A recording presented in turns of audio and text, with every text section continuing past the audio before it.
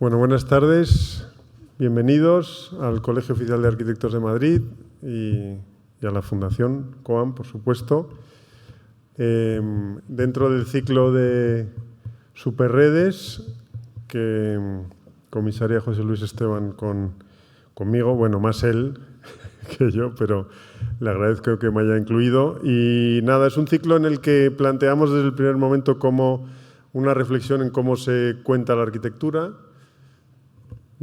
casi más también desde un punto de vista general, cómo se cuentan las cosas hoy en día, cómo se reciben los medios tradicionales y las formas tradicionales, si siguen teniendo cabida, si no siguen teniendo cabida, cómo conviven con las nuevas formas. Y hoy vamos a hablar casi de la forma que más nos gusta a los arquitectos, ¿no? que es la arquitectura publicada, la arquitectura en papel, que es la que yo creo que a la mayoría de nosotros siempre nos sigue haciendo ilusión que nos llegue un libro o la revista del colegio y la abramos, la leamos y esos momentos de disfrute y tocar el papel y casi olerlo, ¿no? Yo creo que va a ser un debate interesantísimo y apasionante y nada, bienvenidos otra vez y os dejo con José Luis Esteban. Gracias. Muy bien, Pablo. Muchísimas gracias. Creo que se me oye, ¿no? Sí. Bueno, pues muchísimas gracias al colegio y a todos los asistentes que estáis aquí o que estáis a través de las redes. Creo que esto se acopla, ¿no? ¿O algún problema? ¿No? ¿Se oye bien? Vale, gracias. Bueno, pues como decía, es un placer sobre todo poder hablar como empiezo siempre estas sesiones que van a durar hasta junio del año que viene, una mensual, una oportunidad para poder hablar y debatir sobre arquitectura, ya que cada vez pues parece que hay menos ámbitos para ello, ¿no? Entonces, cuando me propuso el colegio, en concreto el vicedecano Pablo Lalquiaga y el decanato también, pues como Sigfrido Herráez, bueno, pues hacer un ciclo sobre comunicar la arquitectura, de alguna manera estuvimos pensando la posibilidad de que esto trascendiera o, digamos, elevarlo un grado y por qué no hablar realmente de la hipercomunicación de la arquitectura hoy en el siglo XXI, ¿no? Digamos, es como un paso evolutivo más de entender la arquitectura desde fuera de la arquitectura. Entonces, antes de presentar a los ponentes, sí me gustaría como hacer una introducción como conceptual para el tono de la presentación sobre este ciclo en general. A mí, por ejemplo, podríamos decir que hoy son necesarias nuevas palabras vinculadas a nuevos conceptos para entender la magmática situación de hoy. O en palabras del filósofo Gilles Deleuze, pretendemos con este ciclo, estas mesas, estas ponencias, establecer la inquietud expectante y turbadora sobre todo lo que nos rodea como arquitectos, como creadores, como profesores, como profesionales, como editores, en este caso, etcétera, ¿no? Sobre todo lo que es más inquietante, lo que parece inmóvil pero que sin embargo está en un vertiginoso movimiento constante, como ocurre en la arquitectura en las ciudades de hoy. Estas ciudades conformadas por espacios físicos y espacios virtuales, ¿no? Espacios que no se pueden tocar pero que se pueden percibir, ¿no? Y que cada vez nos habitan más, ¿no? En vez de habitarlos a ellos.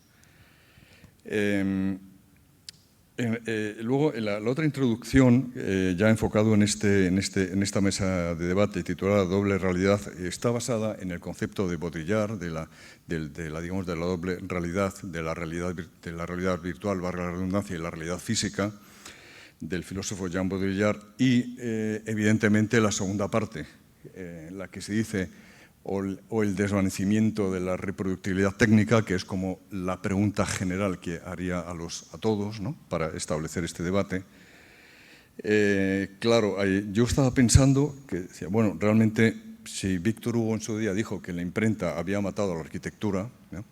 A lo mejor podríamos decir que la realidad virtual ha matado a la realidad de la reproductibilidad técnica, ¿no? Por ejemplo, ¿no? O la está matando, ¿no? O está asesinándola un poco también como dentro del discurso de Baudrillard, el filósofo, ¿no? Entonces me parece muy fascinante todo este mundo que se está originando entre lo que podemos llamar como la virtualidad o el desvanecimiento de la virtualidad de la arquitectura de papel, ¿no? Que esto es Esto es un término que propuso Pablo, ¿no? La arquitectura de papel, me parece que está muy bien. Fantástico, ¿no? Y bueno, en este sentido sí que hay muchos debates o muchas... ahora en todo el mundo en general, no solamente desde el punto de vista de la arquitectura, sino desde el punto de vista de la antropología, la sociología, la filosofía, etcétera, que nos obliga a los arquitectos, o al menos a mí me obliga, a pensar la arquitectura desde fuera de la arquitectura, ¿no? Pero no solamente como arquitecto, sino como profesor, vinculado al mundo de la, pues digamos, también de la edición, en la medida que puedo, etcétera, ¿no? Bueno, este es un poco como el marco general que me gustaría como establecer sobre esta realidad que parece que está como desapareciendo o no. Yo creo que sí, pero no sé si es positivo o negativo. En última instancia es lo mismo, porque el caso es que es un hecho que se está produciendo. Y para eso tenemos a tres, yo creo que excelentes, vamos, inmejorables ponentes. Os pido disculpas por esta introducción, sin presentaros. Bueno, Jacobo García Germán, que es el actual director de la revista Arquitectura del Colegio de Arquitectos. Bueno, y también es profesor de proyectos de la Escuela de Arquitectura de la Universidad Politécnica de Madrid, de la ETSAM. Y bueno, siempre ha estado muy vinculado, por supuesto, al mundo de la edición, de la arquitectura como pensamiento, como hecho cultural. Si digo algo que no estáis de acuerdo, me vais corrigiendo, yo encantado, un placer. Luego Álvaro Galmés, que es profesor de arquitectura de la Universidad Europea y es el nuevo director, junto con Beatriz Inglés, de la revista Reia, de la revista Europea de Investigación en Arquitectura de la Escuela de Arquitectura de la Universidad Europea, que fue también fundada y dirigida por Fernando Espuelas, que es justo reconocerlo, y dirigida conjuntamente con Óscar Rueda y con David Casino. Una primera etapa excelente que empezó pues siendo más un sueño y ha acabado siendo una revista bueno, indexada en varios ámbitos de indexación. Y bueno, pues desde aquí animo a Álvaro, que lo está haciendo también extraordinariamente bien. Muchas gracias. Y luego, por último, bueno, Juan García Millán, que también fue director de la revista del Colegio de Arquitectos hace unos años, también uno de las etapas más interesantes. Estamos aquí con dos de los directores de dos etapas de las más interesantes que ha habido, bajo mi punto de vista, aunando investigación, docencia, profesión, etcétera, muy transversales. Y ahora es el editor, bueno, el director y fundador de la editorial Ediciones Asimétricas, perdona. No, es que me salía otra. Perdón, me estás viendo. Discúlpame. Ediciones Asimétricas, sí. Bueno, entonces, nada más, es un placer que estéis aquí. Y un poco el formato que vamos a tener es... vais a hacer una presentación breve y luego ya establecemos un debate con una serie de preguntas que prácticamente las iremos como conformando sobre la marcha. Muchísimas gracias. Bueno, no, en el orden que tengáis. Vale, creo que soy yo entonces. Pues entonces empiezo. Bueno, gracias al colegio, gracias Pablo, gracias José Luis por invitarnos a esta... gracias a todo el público que está aquí presente y al que está detrás de la pantalla de su ordenador. Bueno, José Luis nos invitó y nos pidió que presentáramos, pero yo creo que él ya lo ha hecho suficientemente bien. Yo creo que él ya ha presentado un poco lo que es cada uno de nosotros. Sí me gustaría a mí recordar lo que es una revista de investigación, porque creo que tenemos algunas diferencias con respecto a lo que son las revistas de arquitectura que leemos o que leíamos los arquitectos cuando estamos en la universidad, cuando estamos estudiando, o los arquitectos cuando están fuera, ¿no? La revista de investigación es relativamente paradójica, una revista de investigación que no es sobre la técnica. Hay revistas de investigación en arquitectura que son sobre la técnica, informes de la construcción, etcétera, etcétera. Y esas revistas sí que se podían llamar en puridad científicas. Yo creo que las revistas en las que nuestra investigación versa sobre aspectos de la arquitectura vinculados con la cultura, vinculados con la civilización, tienen un carácter un poco especial. Y ese carácter especial yo creo que además es el que las hace especialmente atractivas. Es cierto que tanto los escritores como los potenciales lectores de las revistas científicas son arquitectos interesados en investigar e interesados en ampliar el conocimiento relativo a esta, entre comillas, ciencia que puede ser la arquitectura.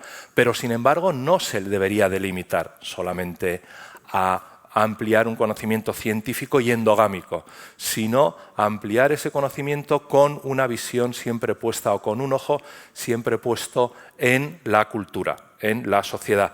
Y siguiendo la estela de, como muy bien ha dicho José Luis, de Fernando Espuelas, que fue el creador de esta revista, fue verdaderamente el impulsor, el que ha generado una línea casi que ya no nos deberíamos de mover de ella y que de hecho intentamos no movernos, siempre con su tutela. Cada cosa que hacemos le preguntamos, porque él es verdaderamente el alma de la revista, y él era verdaderamente una persona ilustrada, él era una persona antes culta que arquitecta, ¿no? Pues bueno, intentamos tener ese ojo en lo que es la cultura y ampliar el conocimiento científico, pero ampliar el conocimiento científico entendiendo que es un conocimiento que se puede vertir de una manera indirecta, no de una manera directa, a toda la sociedad.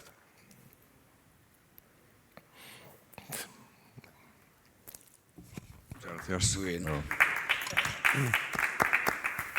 ¿Queráis? No sé. Tú mismo, si quieres. Tú mismo, si quieres.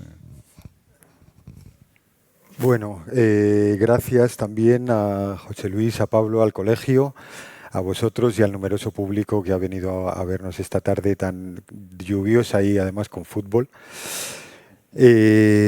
Bueno, ya me han presentado José Luis, yo creo que de una manera bastante completa. Llevo ya pues más de 20 años muy cercano al mundo de la edición de arquitectura en diferentes roles. Empecé efectivamente pues codirigiendo con Antón Capitel la revista Arquitectura del 2000 al 2008 y luego desde 2011 además, dirijo también una revista de investigación científica en la Universidad San Pablo CEU.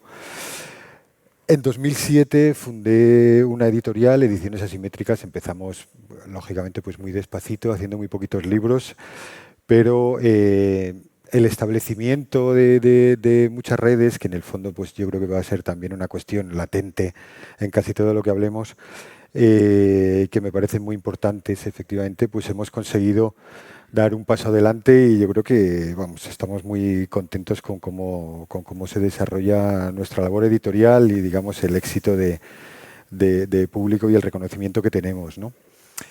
Me gustaría señalar sobre todo hoy la importancia que tienen las redes, pero y sobre todo también las redes como de pequeño alcance, estas redes de proximidad a la que muy a menudo aludimos, un poquito de pasada, pero siguiendo con mucha fascinación a veces el fenómeno de las hiperredes, de las redes globales, en las que yo creo que hay un salto de escala suficientemente grande como para que nos resulten casi siempre ajenas, ¿no? Yo creo que ya las dinámicas se nos van bastante de las manos y hay otra escala en muchísimos sentidos, ¿no? También el del negocio. Creo que movernos en unas dimensiones más ajustadas nos permite mucha más libertad y pues de alguna manera intervenir más personalmente de lo que se haría perteneciendo a esta economía y a estas esferas de las redes globales, ¿no? Por señalar un poquito a cuáles me voy a referir en esta charlita y procuraré ser muy breve, yo creo que hay una red fundamental que no debemos perder de vista nunca, que es la red que va desde el autor hasta el lector, pasando por unos cuantos elementos necesarios y totalmente imprescindibles, como son el editor, la producción del libro, ¿no? El impresor, el librero, el lector y la biblioteca, ¿no? que serían seguramente los hitos fundamentales en los que se produce toda esta riquísima relación entre autor y lector, que yo, repito, creo que no hay que perder nunca de vista, ¿no? Las relaciones que se establecen con cada uno de estos actores siempre son diferentes, pero creo que se afinan mucho todas las cuestiones cuando estas redes están verdaderamente nutridas y tratadas como se merecen, ¿no? Empezaríamos quizá empezaría por el espacio más particular probablemente, junto con el final, ¿no? Que es el del que hablan pues, los semiólogos y los lingüistas, que es el del autor y la palabra, que yo creo que básicamente es un espacio mental, ¿no? Por eso me gusta esta imagen de Rembrandt del filósofo en su despacho, en su cuarto de trabajo, porque en el fondo está representando de alguna manera el interior de una bóveda craneal, ¿no? De alguna manera yo creo que alude muy directamente al pensamiento con esa ventana que te conecta al mundo, ¿no? Y por poner otro ejemplo, también muy tontorrón, pero muy evidente, el espacio del autor también es siempre un espacio de lector, ¿no? Es un círculo que está siempre cerrado desde el primer momento, ¿no? El espacio del editor, que es un poco pues, desde el que nos presentamos todos, bueno, con esta peli tan graciosa que estrenaron hace unos años, yo creo que presenta una idea bastante romántica de la labor del editor, que seguramente pertenece también a otros tiempos, un poco pasados ya. Yo me quedaría con la imagen de la derecha. Creo que el editor es sobre todo una especie de funambulista que va poniendo los platillos en marcha de muy diferente carácter y alineándolo todo para al final conseguir hacer algunos libros, que es una tarea bastante complicada, ¿no? Por otra parte, además de esta alineación, creo que si hay alguna obra que el editor o alguna responsabilidad social que achacar al editor sería la creación de un catálogo, ¿eh? Con esto tampoco quiero decir que el catálogo tenga que ser algo excesivamente personal. No creo que se parezca en absoluto a una obra de creación, no sé, literaria, arquitectónica o artística, pero sin embargo es un filtro y una decantación y una labor de búsqueda y también de consolidación. A veces los libros se quedan por el camino. Y al final un catálogo, bueno, continuado en el tiempo, pues va dejando una huella, una mirada, que no por ser del editor tiene que tener más mérito, seguro que es compartida por mucha gente, pero en cualquier caso pues define, digamos, un estado de la cuestión en un momento dado y en un territorio dado, ¿no? El espacio de los libros, evidentemente, un espacio riquísimo en el que a todos nos gusta de los libros o de las revistas, ¿no? De las publicaciones en general.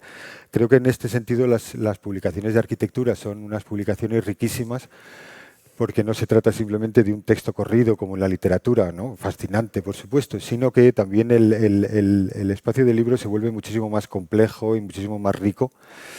El libro, la revista, tiene una anatomía, tiene un cuerpo con unas vísceras y con unas redes que las unen entre sí. Hay un espacio entre las páginas, hay un espacio entre las letras, ¿no? Que tiene que ver con el diseño, un espacio entre las letras que tiene que ver con la legibilidad, una cuestión que nosotros en Asimétricas consideramos importantísima, ¿no? En este vehículo que producimos entre el autor y el lector. Está el espacio del impresor, que yo creo que nunca es desdeñable. Las capacidades técnicas del impresor son fundamentales para llevar a cabo muchos libros que tienen una reproducción de imágenes que requiere unas características especiales y que, aunque esencialmente siguen siendo casi lo mismo, han cambiado muchísimo. Ahora mismo las mejores imprentas son prácticamente laboratorios con salas de humedad y de temperatura controlada, ¿no? El espacio del librero, para mí un espacio fundamental. Seguro que va a salir en el debate la posibilidad de saltarse este paso en favor de las virtualidades. Creo que el resultado es la venta por Amazon, que ya es el distribuidor de más del 60% de los libros del mundo, y que hasta donde yo he podido comprobar, porque también estamos en tratos con ellos, no son especialmente cuidadosos con el libro. Para ellos el libro es un producto más que comercializan, ¿no? Y colocan una serie de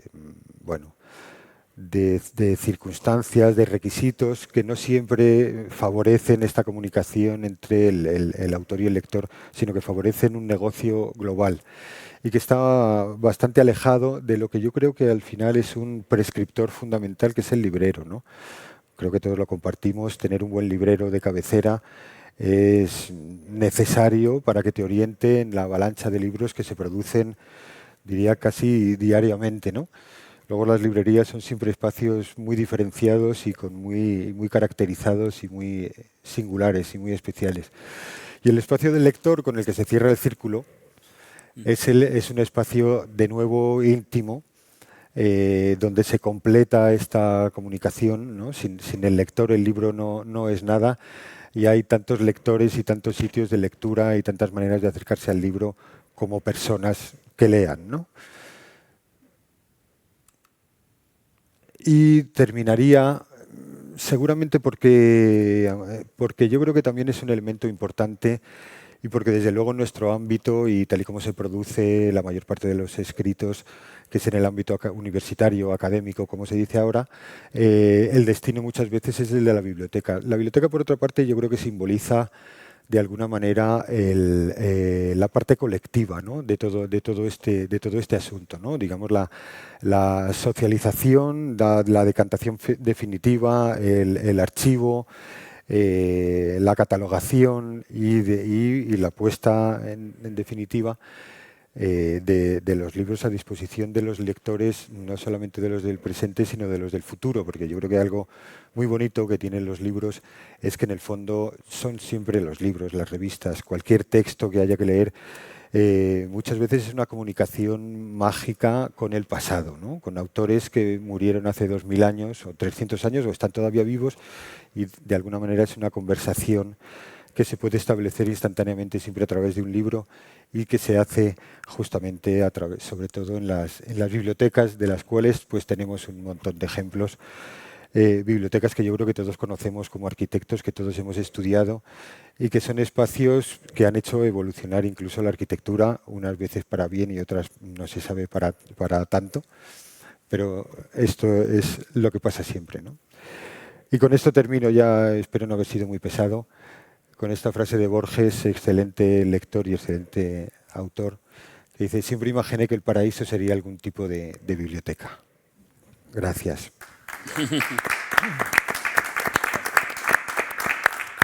Muchísimas gracias también, Juan. Muy interesante, estáis hablando, preciosas la presentación, ¿no? Te centro más permíteme, sobre el espacio, ¿no? Que es un tema precioso, que trabajan los arquitectos con el espacio. Claro. Y Álvaro sobre la investigación, ¿no? Que también es inherente a la creación de la buena arquitectura. Bueno, Jacobo, por favor, cuando quieras. Bueno, muchísimas gracias. A ver, déjame esto, Juan. Bueno, yo voy a hablar un poco como de mi libro, ¿no? Porque ya que yo estoy aquí porque en realidad me voy a poner de pie, José Luis, si no te importa.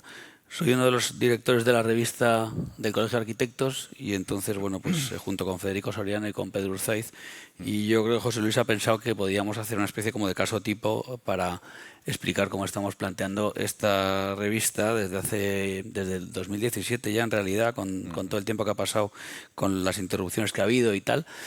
Pero sobre todo porque la revista es una revista que lo que reivindica es una vuelta al papel y una vuelta a una cierta condición editorial, digamos que tradicional, ¿no? Y entonces, bueno, pues en esa situación un poco de resistencia, pues a lo mejor tiene interés ver si estamos haciendo una especie ya como de canto de cisne, o si todavía la revista en papel, en el caso también muy específico del colegio, teniendo en cuenta que estamos aquí un poco en familia, pues va a tener continuidad, ¿no? Nosotros nos hemos planteado la revista, lo voy a explicar muy rápidamente, desde el punto de vista conceptual, y cuando hubo el concurso que ganamos en el 17, como un estudio como la ciudad, ¿no? Es decir, que un estudio sobre la ciudad, pensando que la revista del Colegio de Arquitectos, que habíamos hecho una especie de análisis de las diferentes etapas que había tenido la revista, curiosamente nunca había tenido la ciudad de Madrid como objeto específico para montar su contenido, ¿no? Siempre había sido una revista pues que había sido una revista de actualidad, una revista con cierta vocación internacional, con cierta vocación de reflejar las obras que hacían los colegiados o otras cosas, pero no la ciudad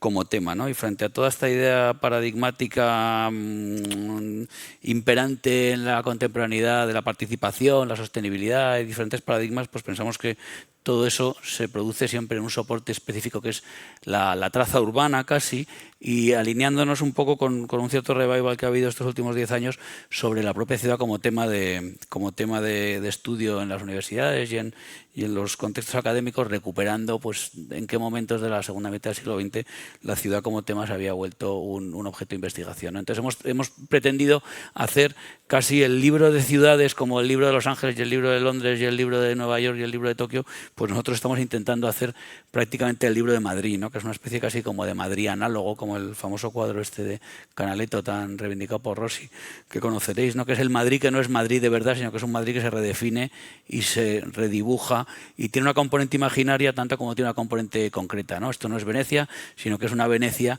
en la cabeza de Canaletto, con unos elementos, algunos diseñados por Palladio, pero que no están precisamente en Venecia, sino que a lo mejor están en Vicenza o a lo mejor están en un proyecto que no se hizo, y genera una especie de ciudad paralela, que es lo que hemos intentado, o con lo que hemos intentado alinearnos nosotros en la revista del colegio estos últimos años, de una manera como muy conscientemente vinculada con los discursos que ya se habían puesto en marcha académicamente por todos estos libros que conocemos, ¿no? Teníamos algunos de nosotros, pues Federico había sido ya director de esta revista y había hecho una guía de arquitectura de Madrid, había hecho una serie de fanzines, y cuando pensamos en cómo plantear esta especie como de ciudad análoga, pues era casi como hacer una especie de atlas, ¿no?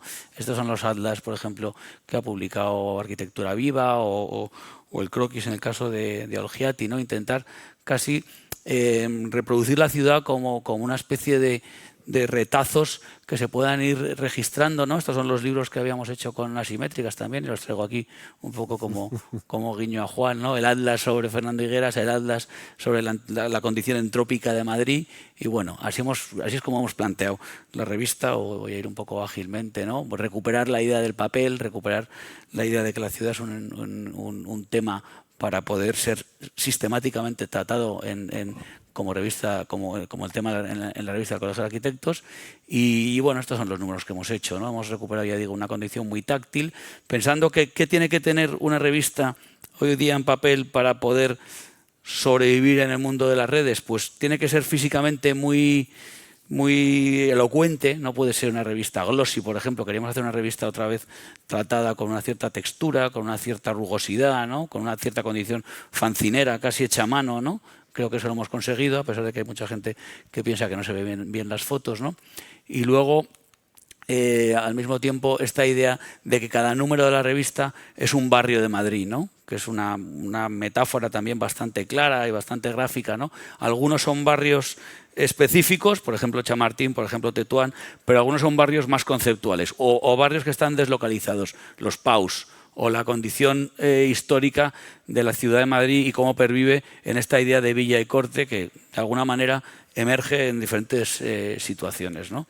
Y bueno, pues estos son los números que hemos ido haciendo. Lo paso rápido porque los conocéis todos, pero ya sabéis que hay una serie de secciones más o menos estables de actualidad, de temas periféricos, de temas de investigación, y luego esta condición siempre muy coral que tiene una revista como la nuestra, en el sentido de que nosotros podemos subcontratar dibujos, subcontratar fotografías, subcontratar textos y generar siempre una especie como de parlamento que ponía ahí antes, de manera que cada número tiene esta condición muy de autor, quizás porque no puede ser de otra manera una cosa que se hace desde el punto de vista creativo, pero al mismo tiempo pues muy coral, ¿no?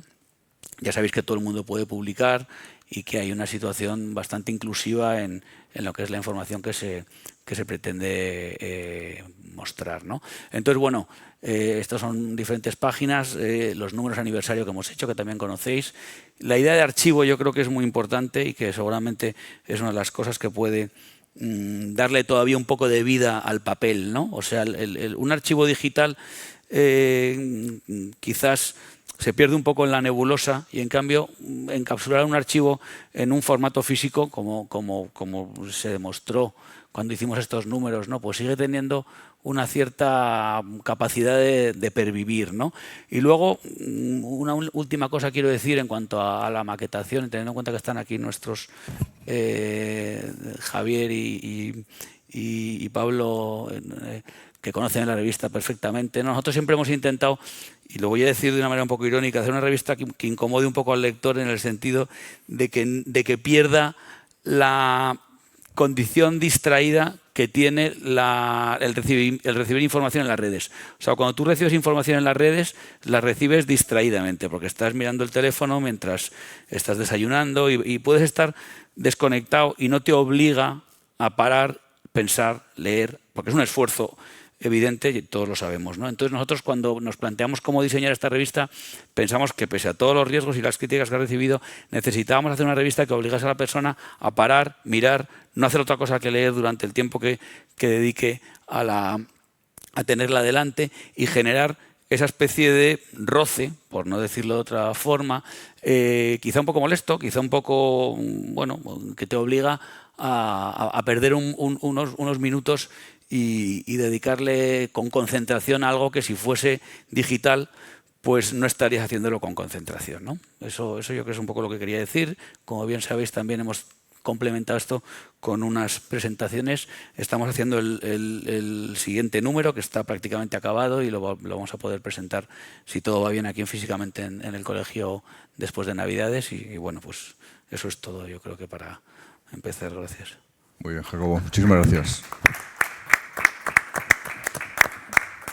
Jacobo, simplemente destacar, me ha parecido interesantísimo, fascinante, lo que es de la vuelta al papel. Has hablado de la palabra resistencia. La ciudad como ámbito, como proyecto de investigación, que me parece fantástico, la ciudad en concreto, la ciudad de Madrid, ¿no? Y luego Atlas, ¿no? Que también es como, digamos, el Atlas es una palabra, digamos, poéticamente conceptual, ¿no? Que nos abre con muchísimas posibilidades si lo enlazamos con la arquitectura, ¿no? Bueno, yo creo que, a ver, son tres visiones que me parece que entre ellas hay concomitancias y hay también visiones dispares, pero habéis hablado, lo que más me fascina es que habéis hablado, o que habéis, digamos, presentado unos pensamientos que, curiosamente, yo estaba pensando, es que realmente están hablando de algo, o sea, vamos a ver, si no fuerais arquitectos, estaríais hablando de algo ajeno a la arquitectura como si un personaje extraño, ¿no? Esto que decía también Baudrillard, si viene alguien, cómo vería nuestro sistema ahora, ¿no? Nuestro sistema social. Y me ha parecido muy interesante, sobre todo, la visión objetivada, pero a la vez como utilizando, tú hablabas como del tema de la materia, ¿no? Tú hablabas como del pensamiento, tú hablabas, o sea, son algo que es muy arquitectónico, pero en paralelo no lo es, ¿no? Bueno, entonces, yo tenía, bueno, más que preguntas son como cuestiones que me han ido surgiendo, porque la verdad es que prefiero no plantear como preguntas previas, ¿no? Para que esto no acabe como un poco, digamos, permitidme, enlatado.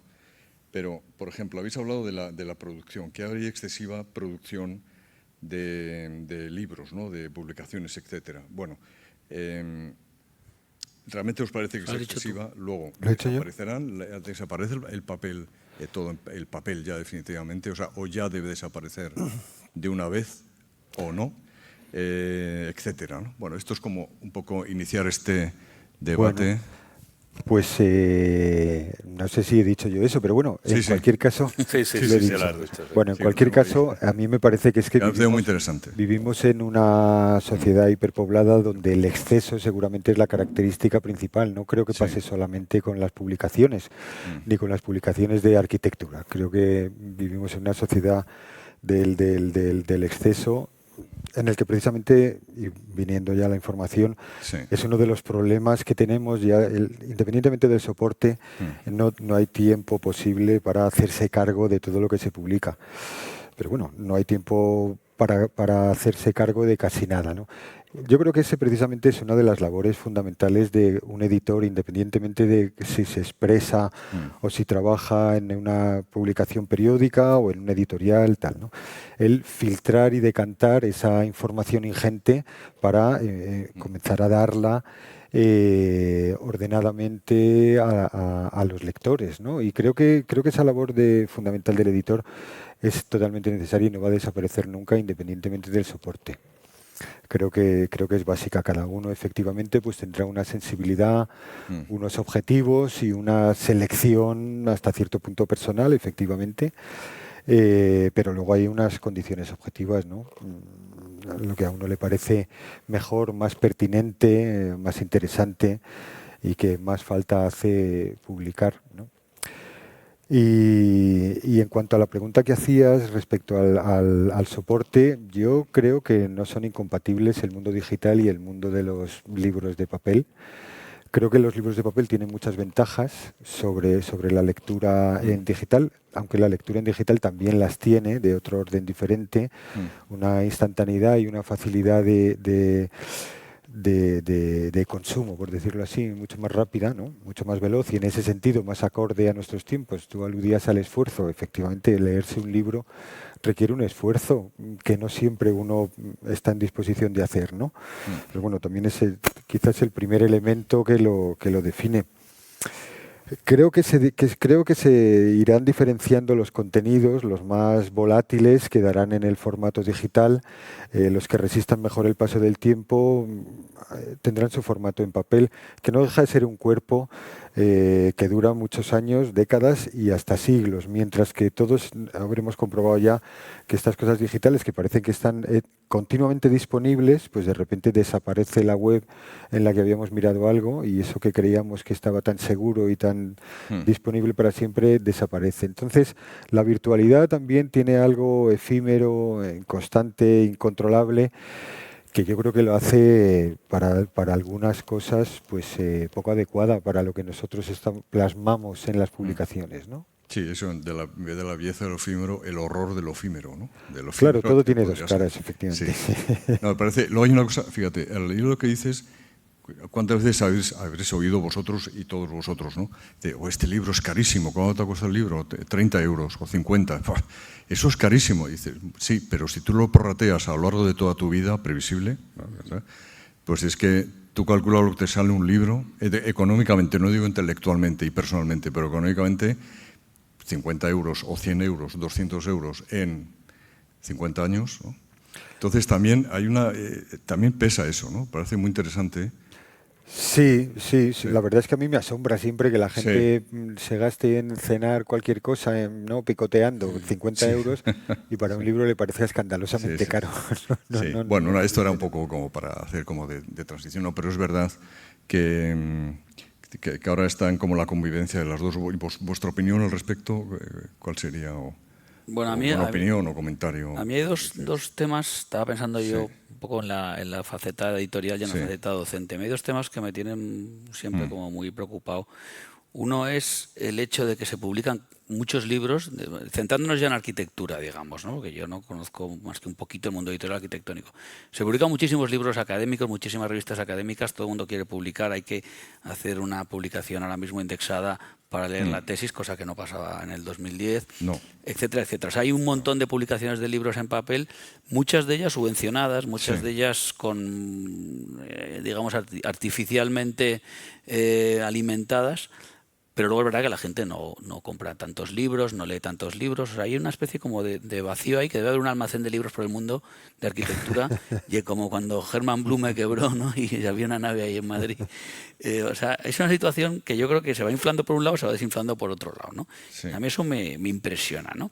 Porque además el problema es que para publicar en arquitectura cada vez te tienes que ceñir más a unos formatos, que eso a lo mejor Álvaro nos puede hablar algo al respecto, de ortodoxia académica, ¿no? Que yo eso es una cosa que me preocupa especialmente, en el sentido de que muchas veces en la escuela vemos, o en cualquier universidad, vemos cómo la gente desde el principio empieza a plantear un texto para que sea adecuado al formato del medio en el que va a salir, cosa que a lo mejor la red te da más libertad. A lo mejor ahí también los que publicamos en papel tenemos que ser un poco autocríticos. Eso por un lado. Y por otro lado, lo que me preocupa todavía más desde el punto de vista de la docencia es que la gente que no lee libros no aprende arquitectura a través de los libros, porque yo estoy en clase y digo que se miren no sé qué cosa al barato, hacen así en el teléfono, se lo miran, pero no creo que haya un aprendizaje, y me gustó mucho ese diagrama de la fisicidad del libro y la proporción del libro, el canto del libro y la relación con los ojos y con las manos y con esta condición casi que es como una prótesis que no la podemos suplir con lo digital, porque si tú tienes la planta de lo que te han dicho que te mires, hay ahí una especie de ósmosis, por lo menos yo así lo creo, que no la tienes si buscas una referencia en el teléfono y luego, como dices tú, pues ahí se pierde, ¿no?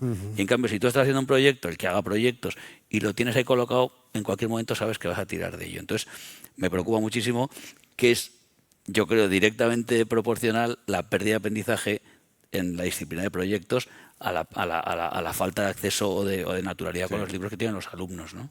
Sí, yo creo que, vamos, un poco con el comentario que tú haces, que me parece muy interesante. A mí me parece que el suicidio del libro era una cosa que se hablaba hace 15, 20 años, ya más o menos ha sobrevivido. Ya sabemos que el libro sigue, seguimos publicando, tenemos aquí un ejemplo muy bueno, no se han suicidado, por lo tanto siguen publicando. Y se han encontrado razones que tienen mucho que ver exactamente con lo que tú decías, Jacobo. Yo creo que un libro es un espacio mental. Un libro es un espacio mental. Quien tiene un libro en las manos sabe dónde subraya, puede recuperar aquello y sabe por dónde estaba y tiene una memoria visual que no se tiene en las pantallas. Y además, luego, las bibliotecas de cualquier persona, pero sobre todo los arquitectos, son una especie de exocerebro, ¿no? Cada vez tendemos más a tener nuestra mente organizada como tenemos nuestra biblioteca. Y eso es necesario. Y eso, hoy por hoy ya todo el mundo sabe que sin ese exocerebro, ¿no? Hay gente que dice, no, me voy a cambiar de casa porque necesito más espacio para mi biblioteca, no para mis hijos, ni para mi mujer, ni para mí. Necesito más metros cuadrados de biblioteca. Pero es que son necesarias. O sea, nosotros nos complementamos con una información y con una información estable.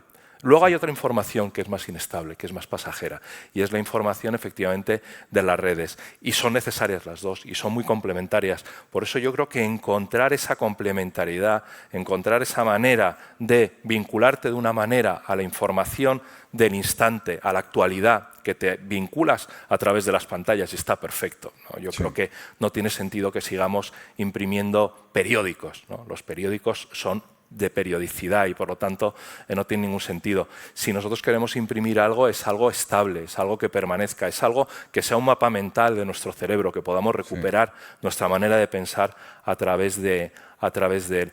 Y en ese sentido, a mí no me preocupa porque tendremos que encontrar esa simbiosis perfecta, que ya empezamos a encontrarla.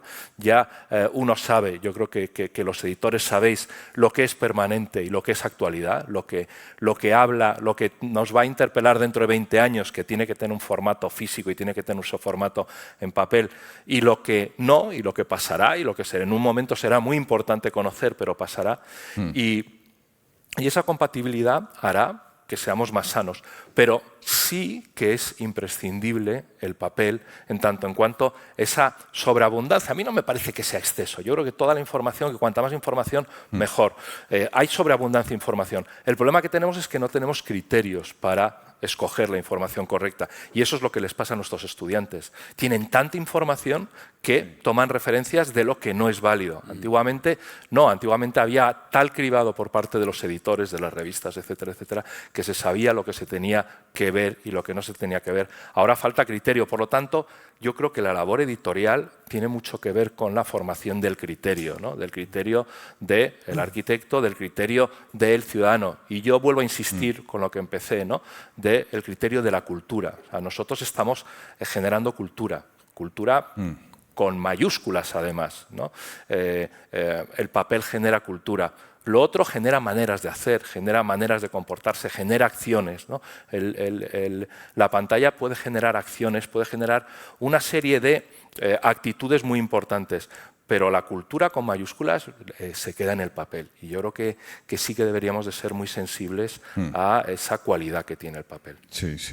No, muy interesante, ¿no? Apasionante, porque estáis abriendo como a su vez como subvías Querías preguntar, sí.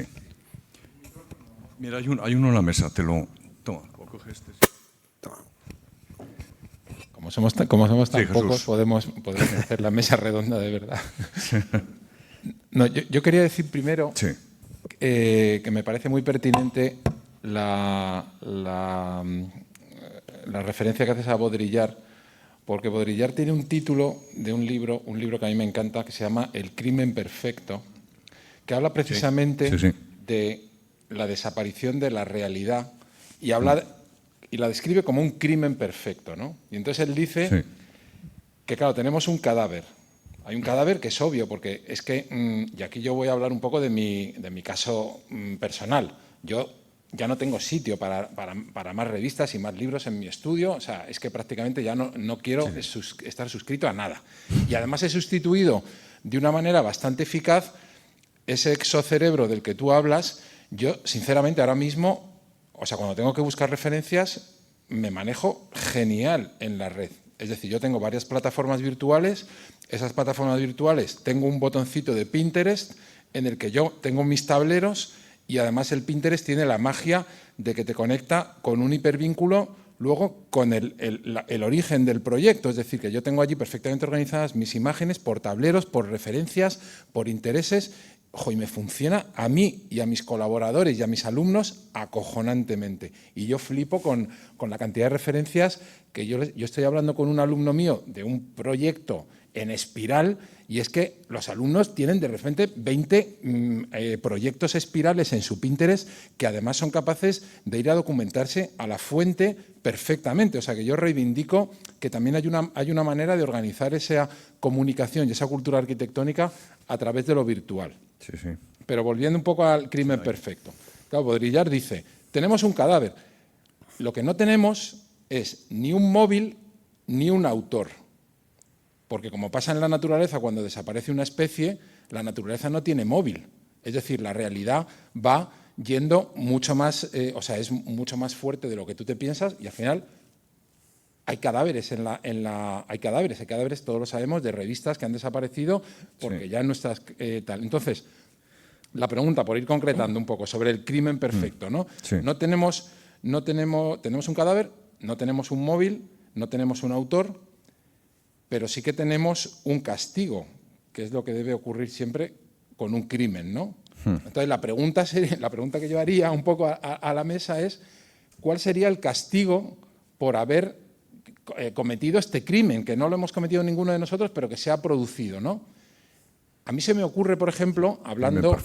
El crimen perfecto. O sea, hablando de Benjamin, ¿no? Que tú has cogido aquí un poco su libro, ¿no? Benjamin, ¿qué decía? Benjamin lo que venía a decir con el problema del original y la copia es que lo que había ocurrido era la pérdida del aura. Él habla un poco de la pérdida del aura porque dice, ya estamos viendo la Gioconda, pero ya no estamos viendo la obra original, la estamos viendo a través de otra cosa, que son la reproducción técnica. Entonces se ha perdido el aura. A mí eso sí que me parece, efectivamente, que es un problema muy gordo, porque yo antes, claro, cuando veía una película de Wim Wenders, joder, es que yo me quedaba años pensando en la película. Ahora, sin embargo, todo me pasa por delante y no me deja apenas huella. O sea, es muy difícil ahora que a nosotros nos deje huella.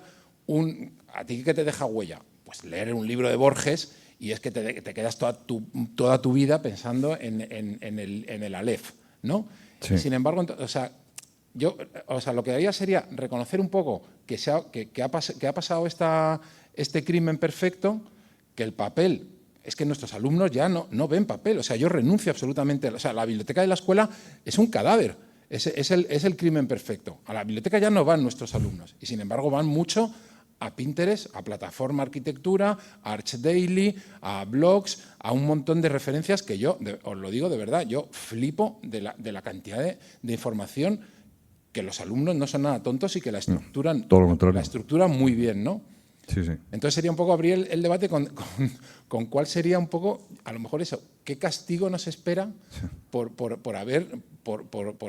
estar presenciando este cadáver que yo creo que queda a la vista. Sí, sí, sí. Y obviamente aquí sí. echo en falta en la mesa redonda alguien que nos represente al mundo del papel.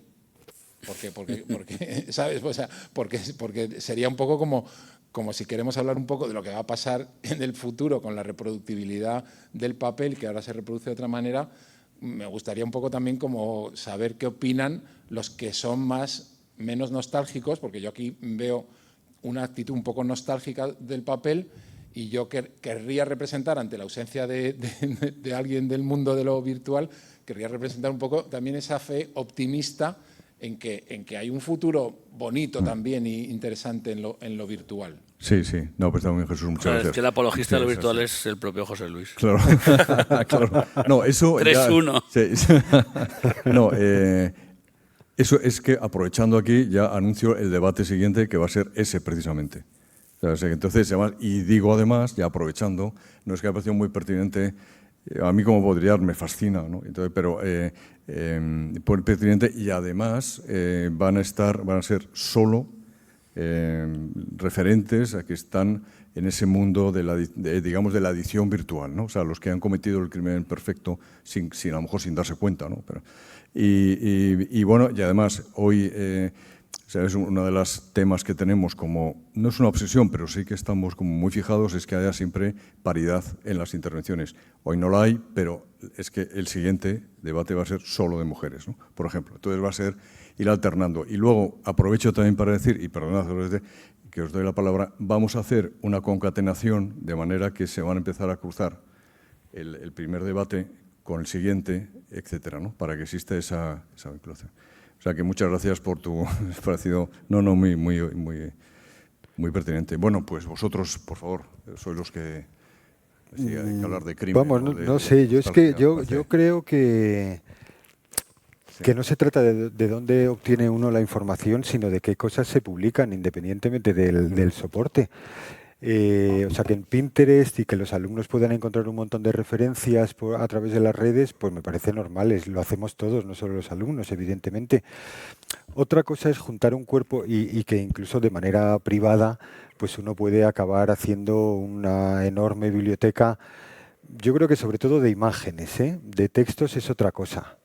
Entonces, a lo mejor también habría que diferenciar aquí un poco qué es lo que uno consigue almacenar ordenadamente y hacerse cargo de ello, ¿eh? Porque yo creo que lo visual, y detrás de lo visual hay un pensamiento visual también más difícil de racionalizar, no sé si de compartir, pero desde luego que diga lo mismo. O sea, una máxima del periodismo siempre ha sido que una imagen vale tanto como el pie que uno le ponga. Al final a las imágenes las hacen hablar las palabras, ¿no?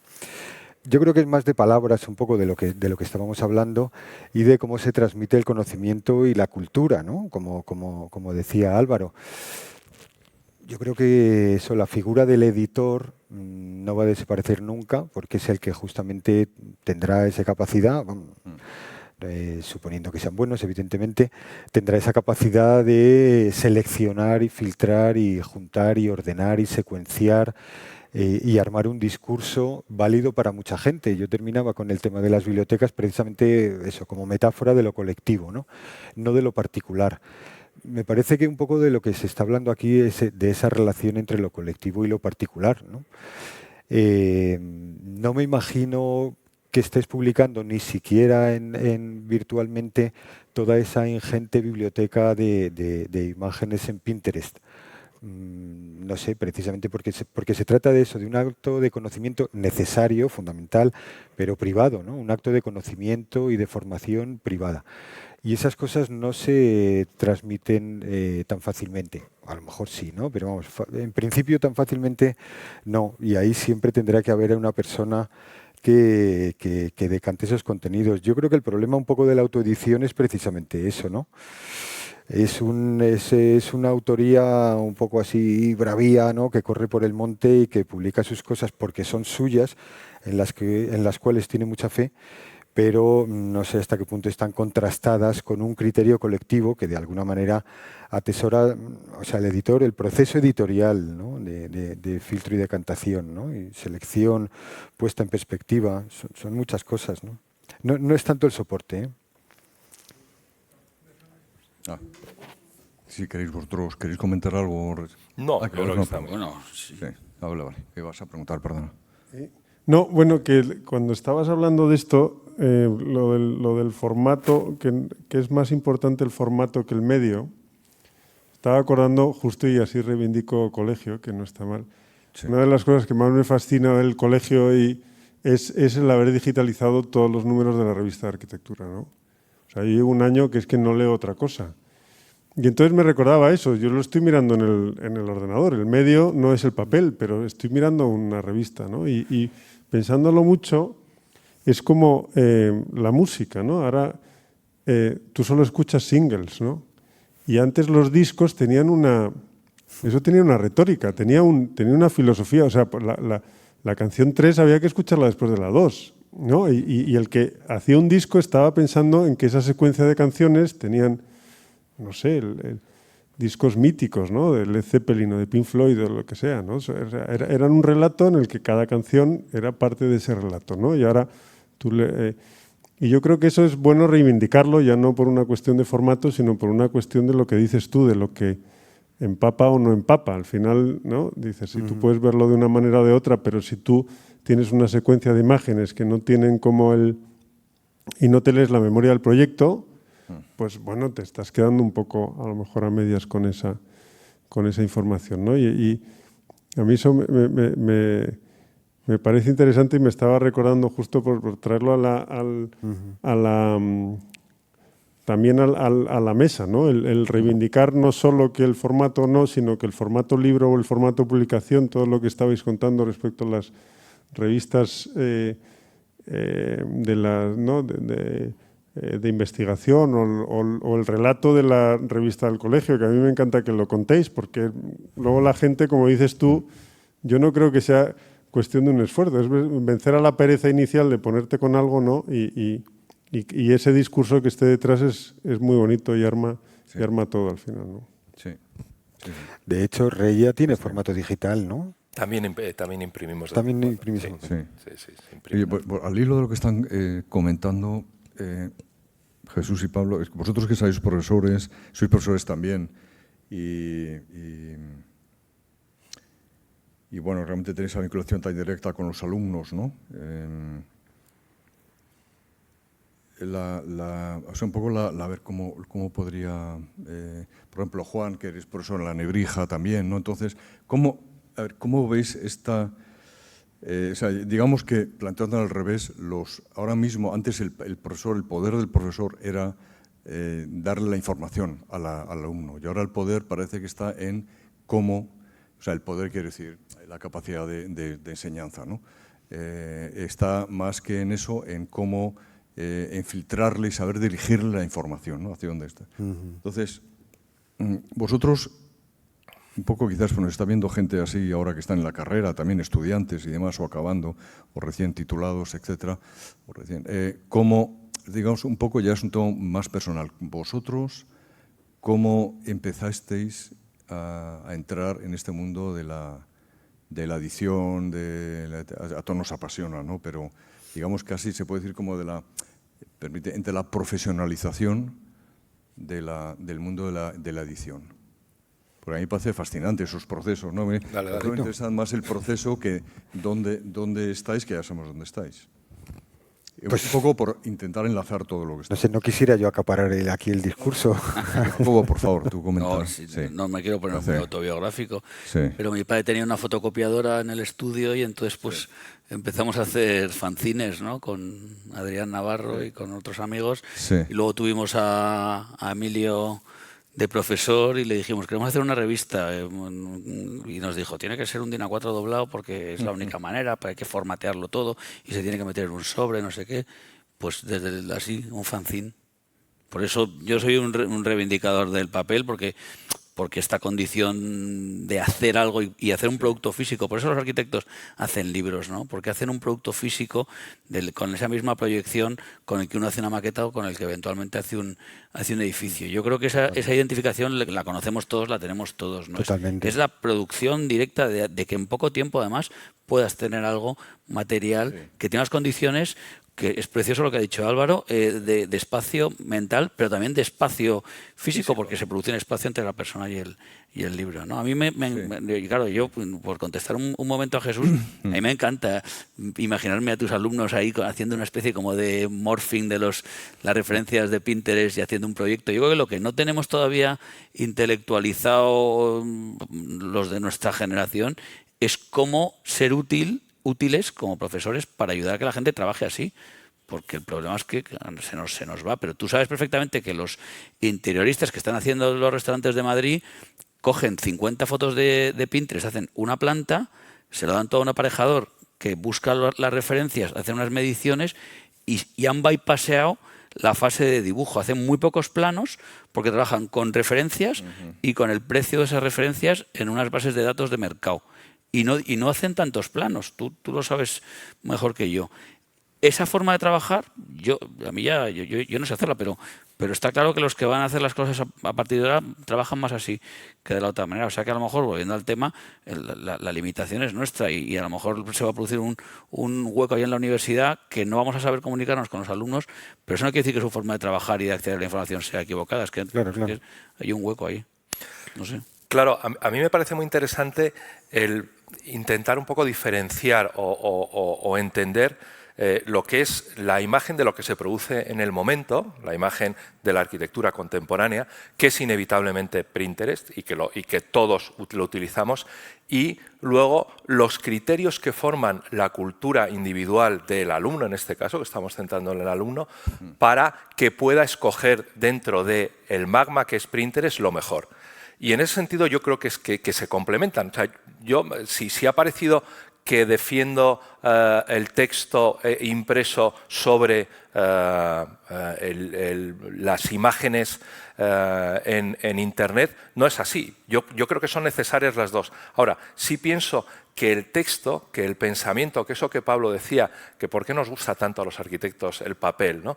Porque leemos cosas que nos dejan pozo y, sin embargo, estamos constantemente con imágenes que nos están renovando, ¿no? Me parecía muy bonito, y yo no lo había pensado con la revista Arquitectura, cuando Jacobo decía, es que tiene que ser incómoda. Yo, más que incómoda, pienso que le tienes que dedicar tiempo. Al texto impreso, al libro, a la revista de arquitectura, le tienes que dedicar tiempo a cada imagen. Y con Internet, con las imágenes virtuales, el problema es que le dedicamos poco tiempo, porque tenemos tantas posibilidades que es como el ansia de buscar la nueva imagen, buscar otra nueva imagen. En los libros no, en los libros tenemos que detenernos. Y esa detención es la que nos hace adquirir los criterios. Por eso a mí me parece muy importante, y el concepto de criterio me parece uno de los conceptos menos estudiados, que los profesores, antes de entrar a dar clase, debemos de saber qué significa criterio, cómo podemos conseguir que nuestros alumnos tengan criterio para que sepan diferenciar dentro de todo lo que hay lo mejor, ¿no? Y por eso pienso que es muy compatible. Sí. No, es que estaba pensando, lo que estáis diciendo me venía también otra vez Baudrillard, bueno, como el libro como objeto de deseo, ¿no? Porque es curioso, estaba pensando, por ejemplo, que hay universidades que están como empeñadas, ¿no? En que ya no hace falta publicar en papel, que todo ser virtual, pero tú te vas en las universidades más reconocidas, ¿no? del mundo, vamos, que todos tenemos en la mente, lo primero que dan es un libro maravillosamente editado, que es una joya, que es como el sílabus o bueno, el abstract o el sistema, donde incluyen todos los trabajos de un año o los más selectos, ¿no? Y algunos tienen muy poco texto, o sea, algunos prácticamente son imágenes, pero son una maravilla, ¿no? Entonces tú lo guardas como un objeto, que te lo dan en una caja, que la caja se abre, luego se remite. Entonces, eso puede ser también como otra de las opciones, ¿no? O sea, el objeto del deseo que permanece. A ver, un poco como si tú tuvieras esto de un amante virtual, ¿no? O no. El libro caro, ¿no? Sí. Bueno, son libros mucho más caros que los de literatura y en cambio la gente es como la imagen del precio que tiene son los de literatura, que es solo texto.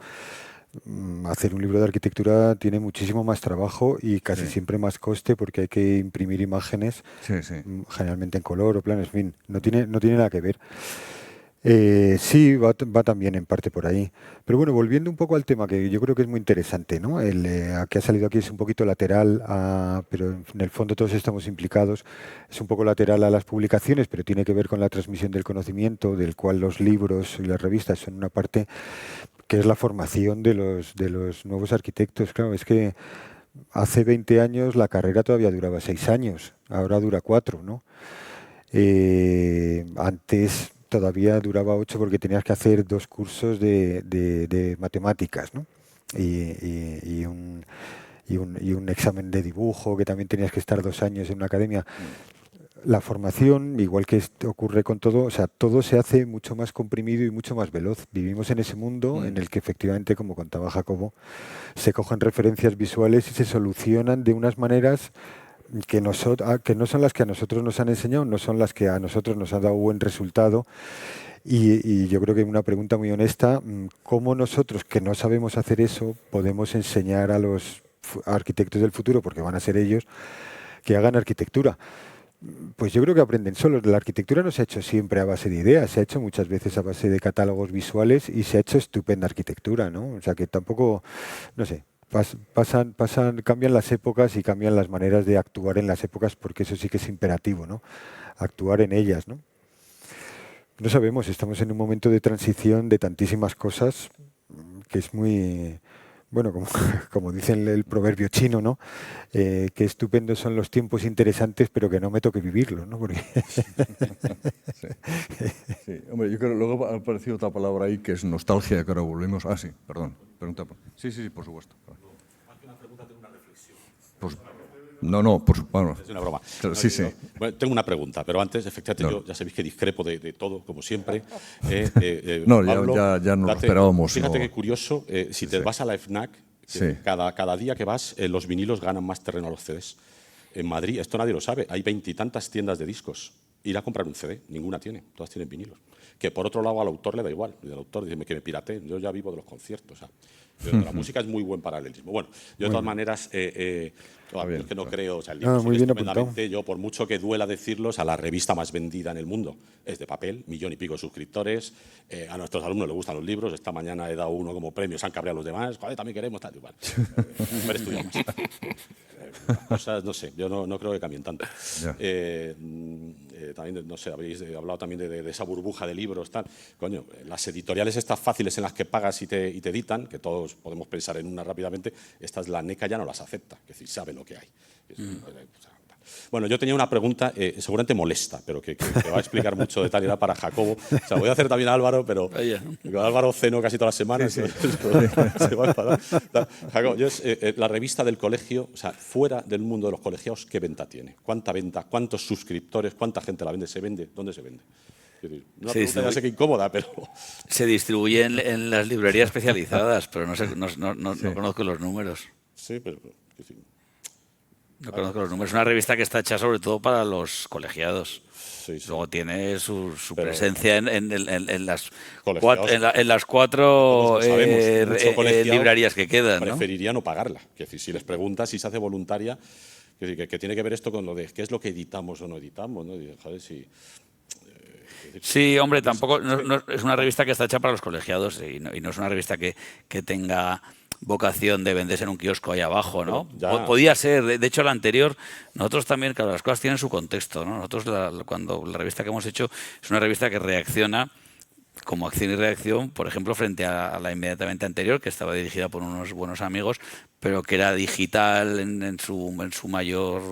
editaba unas cuantas en papel, pero era digital, y tenía una condición un poco glossy y un poco revista, un poco de tendencias visuales y tal y cual. Entonces nosotros reaccionamos a eso, como casi te digo, como estrategia de concurso, ¿sabes? Como decir, oye, vamos a intentar posicionarnos en un cierto extremo en reacción a esto para generar un discurso que nos permita conseguir el encargo, que es lo que pasa muchas veces en los concursos. Una vez que lo ganamos, dijimos, ahora tenemos que hacerla exactamente como hemos prometido que la íbamos a hacer. Y es lo que hemos hecho, construirlo contra viento y marea. Habrá cosas que sean más atrapados en nuestras... O sea, si tu propia vocación desde el principio es ser elitista, hacer una cosa que no sé qué tal, no puedes estar, joder, hablo en general, general, quiero decir, diciendo, joder, es que nadie lee mi revista. Digo, coño, si es que tú ya has hecho una revista que no quieres que lea nadie. Quiero decir, la has hecho para un colectivo muy No, yo no he dicho que concreto. nadie la lea, ¿eh? Tampoco he dicho que sea Yo- elitista. No, No, bueno, yo ahí, no es Carlos, una revista, o sea, no es una revista de tirada, efectivamente. Que, joder, revistas de arquitectura que sí se venden fuera o se venden lo que fuera. Sí. Es decir, porque el papel sigue siendo importante.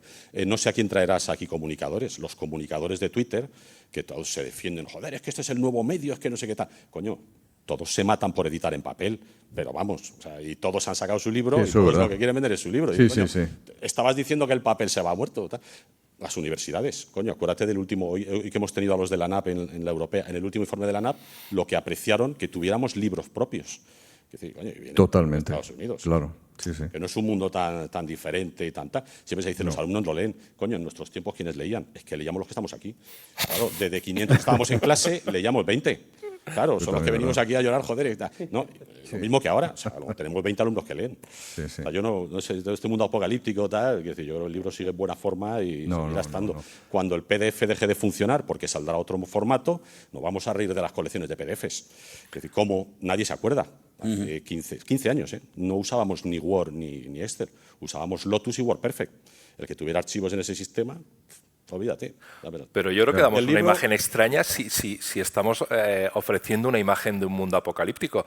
Al revés, o sea, yo creo que lo que estamos ofreciendo es una imagen de unas coexistencias fructíferas y que pueden llegar a ofrecer mucho más y muy enriquecedoras, siempre y cuando se sepan utilizar.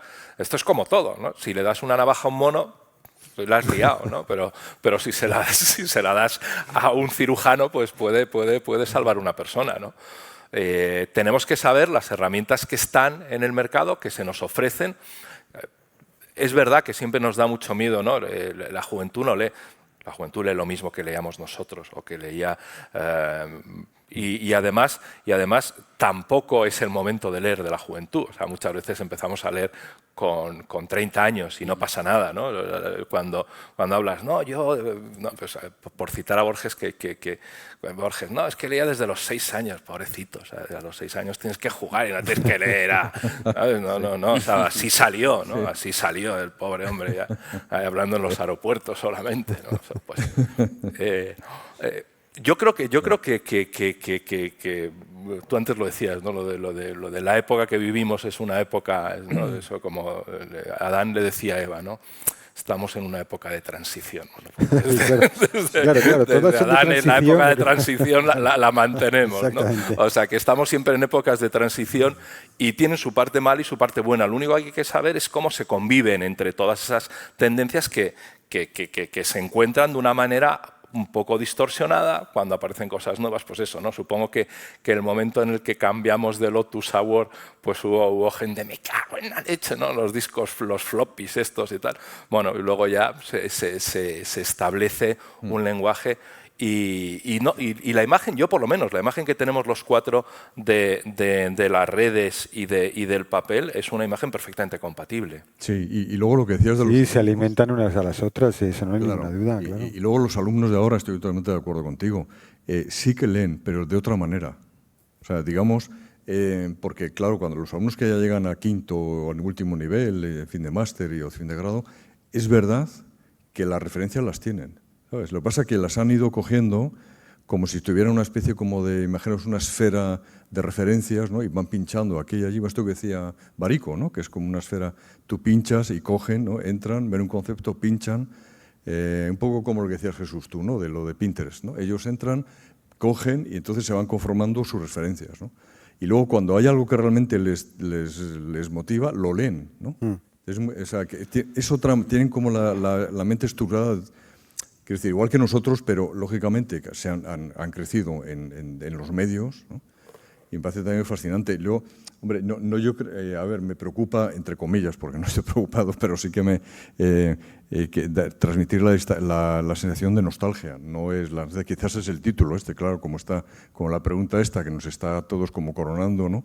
El desvanecimiento de la reproductibilidad técnica es como decir, como la muerte de tal, ¿no? O sea, entonces a lo mejor, si hubiera puesto en vez de una interrogación una admiración, ¿no? El desvanecimiento de la reproducción técnica hubiese sido otra cosa, ¿no? Pero vamos, de todas maneras, yo creo como reflexión. Yo tampoco quiero por aclarar un poco, yo estoy todo el día acusando a mis alumnos de mirar como pornografía en Pinterest, o sea, que es que yo no soy para nada defensor de las imágenes y yo les digo, no se os ocurra ver ni una sola revista digital que no tenga las plantas y las secciones para analizar un proyecto. O sea, es que soy absolutamente contrario al consumo masivo de imágenes y es más, yo hago un poco como tú. Yo al final de curso siempre a mis mejores alumnos voy con un par de libritos, el elogio de la sombra, la mitología, cualquier cosa para fomentar un poco lo que yo creo que es el futuro del libro, que es el futuro del libro como fetiche. Esto un poco que tú estás diciendo. O sea, a mí lo que me encanta es que ellos se den cuenta de que efectivamente un libro bien editado, metido en una cajita, que se convierta en una cosa fetiche. Yo en eso creo absolutamente. Y además es que estoy feliz de que el ebook haya sido un puto desastre, porque leer en una pantalla de esas es una mierda absoluta, ¿no? Y reivindico un poco el tema del... Pero lo que sí que creo que ha cambiado mucho es cómo se comunica la actualidad y cómo se comunican las newsletters y cómo se tiene la información de proyectos de arquitectura. A mí, por ejemplo, yo ahora estoy suscrito a la revista Tectónica, pero estoy suscrito digitalmente porque es que me puedo descargar los detalles constructivos de los proyectos y eso me parece un conocimiento acojonante que yo ya no quiero tener en papel. Prefiero que me manden el modelo 3D de un corte de una fachada que no entiendo todavía cómo han hecho para hacer el hormigón visto y la capilaridad y el no sé qué. O sea, me parece como que en el mundo virtual hay también muchas cosas buenas. O sea, que yo creo que sí, efectivamente, tienen que coexistir. Hay que coexistir un poco en esos dos mundos. Analizar un poco con nostalgia. Yo ya, mis alumnos y los vuestros, o sea, no saben ni quién es Colin Rowe, ni Rainer Banham, ni Leonardo Benévolo. O sea, es que yo tengo la absoluta certeza de que jamás van a leer los libros que leímos nosotros. Entonces, tenemos que ponernos a la altura de lo que está pasando, ¿no? Tenemos que cambiar también nuestro paradigma. Permitir la pasarela de transmisión de conocimiento, ¿no? Sí, no sé, estoy de acuerdo también, sí, es así. Bueno, oye, yo estoy disfrutando muchísimo, pero yo creo que ya deberíamos ir terminando. No sé si queréis comentar algunas cuestiones más conclusivas y ya para ir cerrando. Pues, vamos, una cosita muy breve, por echarle una mano a Jacobo, que le acaban de echar un chaparrón, ¿no? A ver, yo creo que cada libro y cada publicación va dirigido a un público, no todas van dirigidas a todas las personas, ¿no? Y me parece que cada publicación se perfila o debería hacerlo para llegar a ese público del que está pendiente. Entonces yo creo que una revista de investigación de arquitectura solo puede ir dirigida a doctorandos y profesores y gente similar. La revista de los arquitectos de Madrid, pues seguramente solo interesa a los arquitectos de Madrid y los de fuera, pues seguramente no. Y hay otro tipo de libros que van ampliando. Y acabaría con la reflexión de lo que a mí me parece una necesidad que todos comentamos, un poquito siempre incumplida, que es la comunicación en general de los arquitectos y la arquitectura con la sociedad, ¿no? Que creo que es fundamental, porque al final son los que nos legitiman, ¿no? O sea, si no conseguimos transmitir que somos necesarios, ¿no? Nuestra necesidad a la sociedad, mal nos va a ir, ya sea en papel o sea en digital, ¿no? Muchas gracias. Bueno, pero yo creo que le ha contado muy bien la estrategia, además de una manera muy honesta, que siempre hay que agradecer, ¿no? Son revistas dificilísimas, de hecho prácticamente no queda ninguna. Alguna razón habrá para que los colegios ya no publiquen revistas. Y hasta donde yo sé, a las revistas en general les va mal, les va peor que hace 10 años y peor que hace 20, ¿no? Yo creo que justamente eso, hay un tipo de publicaciones que sí están más en crisis que otras, ¿no? Jacobo, tú... Yo me voy con más dudas de las que traía, con lo cual estupendo. Yo creo que Álvaro ha dicho antes que al final lo que nos une es que estamos haciendo un producto cultural, ¿no? Y eso no hay que perderlo nunca de vista, ¿no? Elitista, no elitista. Bueno, pues evidentemente no sería mejor una revista por tener una especie de aceptación universal, o porque pasó ya hasta los periódicos, o hay otros medios, ¿no? O los dominicales, ¿no? Ayer me leía yo un artículo de Iñaki Ábalos, que ha publicado un libro sobre brutalismo, que decía que los dominicales solamente sacan cosas cookie, que es con colorines y con plantas y tal, ¿no? Es decir, que al final aplanarlas o bajar de un pedestal, en este caso la arquitectura o los libros de arquitectura, las publicaciones de arquitectura, no necesariamente las va a hacer mejores o hacer que lleguen a un mayor público, no va a hacer que el producto tenga más valor. A lo mejor es lo contrario. Puede haber un punto de elitismo que te pases de rosca y ya no le interesa a nadie, ¿no? Que también ha pasado muchas veces en situaciones cercanas. No sé, cada uno tiene que buscar un poco ahí su equilibrio, pero en realidad, si tú estás haciendo un producto cultural, lo que tienes que hacer es un discurso que pienses que tenga un cierto contenido contemporáneo, subjetivo, colectivo, etcétera, pero no deja de ser un producto cultural, ¿no? Y yo creo que nos dirigimos a una situación en la que van a cohabitar todos los paradigmas, ¿no, Jesús? O sea, lo digital, los libros de nostálgicos, los libros objetos, los libros de usar y tirar, ¿no? Pero es que la arquitectura en sí ya es una actividad que tiene un cierto grado conservador, también tenemos que tenerlo en cuenta. No estamos hablando, o sea, si fuésemos un grupo hablando de la edición en papel o digital y perteneciésemos al mundo de la publicidad, estaríamos hablando en otro código. ¿Qué arquitectura ahora mismo, diría yo, se intenta legitimar? ¿Qué discursos de arquitectura se intenta legitimar a través de la novedad hoy día? ¿Cuántos? Poquísimos. Si estamos en un momento súper conservador de la arquitectura, estamos hablando otra vez de ladrillo así, de ladrillo asá, de la ciudad, de no sé qué. ¿Quién se levanta y dice, no, yo hago una arquitectura novedosa? No sé, la gente se ríe, o sea, nadie tiene la ignorancia para decir eso prácticamente. Hay unos discursos muy, muy, muy tangenciales, no sé, los 4 paramétricos, los 4 no sé qué. Pero en realidad la arquitectura es una actividad bastante conservadora. Yo diría que hoy día más, aunque sea un poco polémico decirlo. Entonces, la publicación de arquitectura pues tampoco va a ser mucho más ¿no? innovadora que aquella disciplina en la que está reflejando. Bueno, no sé. Gracias. Álvaro, ¿quieres comentar? No, bueno, simplemente por esta última cuestión, que es interesante, ¿no? de los niveles, de a dónde tienen que llegar, ¿no? los escritos. Es ¿cuál es tu público? Y yo creo que en una sociedad tan compleja como la que tenemos actualmente hay muchos niveles y muchos estratos de sofisticación, ¿no? Y hay públicos. Yo soy quizá el nivel más elitista de todos, de los que estamos aquí, que solo estoy para investigadores, ¿no? Pero también entiendo que esos estratos son muy permeables, y eso es la gran virtud de la cultura, ¿no? Cuando yo a lo mejor la revista Arquitectura la leo yo, pero en un discurso que puedo hacer yo con personas que no son del mundo de la arquitectura, se permean esas ideas y esas ideas quedan, ¿no? Siempre lo hemos hablado, ¿no? Cuando John Cage en los años 40 hacía una música que muy poca gente entendía y que muy poca gente escuchaba y muy poca gente consumía, pero de pronto 20 años después vemos cosas que tenía John Cage que aparecen en música más popular, en música pop, y actualmente tenemos grabaciones de grupos que llegan al hit americano que tenían recursos del azar que 60 años antes habían hecho. Sí. Pues lo mismo pasa aquí con la cultura, ¿no? Nuestros niveles son unos niveles elitistas que solo van para investigadores, pero esos investigadores luego tienen otras formas de comunicarse que pueden permear, y a la inversa nosotros también nos permeamos y nos enriquecemos de manifestaciones más populares o manifestaciones que pueden llegar, y además somos conscientes de ello. Y yo creo que es bonito lo que ha dicho Juan, ¿no? Decir mucho cuidado, ¿no? Nosotros, cuanto más elitistas somos, y yo creo que lo compartimos Jacob y yo, más cuidado tenemos que tener con eso. No tenemos más remedio que ser elitistas, pero tenemos que tener muy presente que pertenecemos a una cultura y una sociedad mucho más compleja que al estrato en el que nosotros, en nuestro target, en el que nosotros estamos confortables, ¿no?